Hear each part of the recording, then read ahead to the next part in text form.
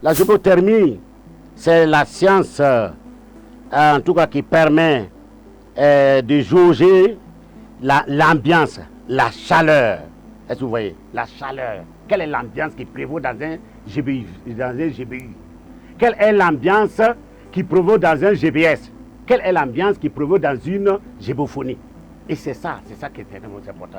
Vous voyez, autant que nous sommes par rapport aux dénominations, quand vous êtes du côté des pentecôtistes, vous voyez, vous êtes à une rencontre des pentecôtistes, là-bas c'est le show, c'est ça. Mais quand vous êtes du côté peut-être d'autres d'autres communautés, voilà, c'est ça. Donc au GBU, le GBU a aussi son ambiance. La géothermie de GBU. En fait, mais pourquoi souvent certains chefs d'établissement nous refusent les salles? Mais quand on va dans une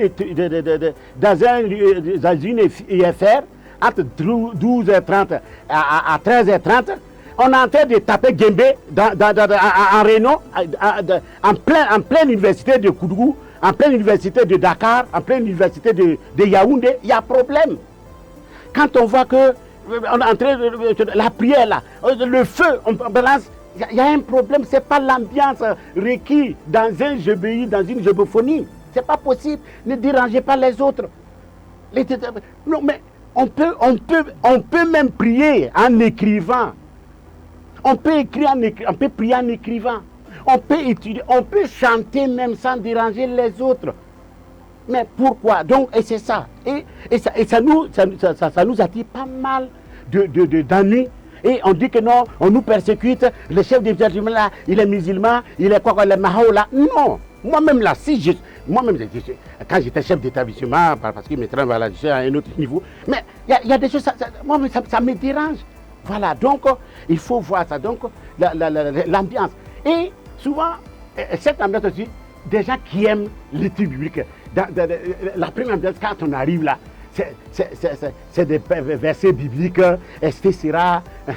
Voilà, c'est des trios de prières, des prières même, les sujets de prière sont déjà organisés. Voilà, et puis quand, par exemple, le département prière, avant la rencontre, voilà, donc il a déjà les différents sujets, et puis après, il peut les partager, et après, on n'a pas besoin d'ouvrir la bouche.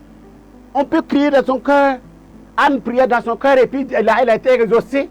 Est-ce que vous voyez? Mais on pense que tu ne pries pas, tu n'éclates pas en sanglots, que ta cuillère ne coule pas comme ma cuillère est en train de couler alors que je suis dans un studio vraiment climatisé. Mais on pense que tant que ça n'a pas été ça, non, le Seigneur ne nous a pas écoutés. Donc, c'est ça que je dis, c'est ça. Donc, la géothermie, au niveau des GBU, il faut qu'on veille à ça. Voilà. On peut même faire une rencontre à côté même d'une mosquée, au niveau des choses, et puis bon, sans même déranger les autres. C'est comme des étudiants dans la même salle, l'autre chacun apprend ses leçons, et il cale son boileau sans déranger l'autre. On peut faire des telles prières. Donc, la conséquence, c'est quoi? Quand on voit ces pratiques-là, éloigne nos GBU, nos GBS de leur champ d'action. Parce qu'ils se disent que non, ils n'ont pas de salle, donc il faut faire ça hors. Il faut faire ça dans une église.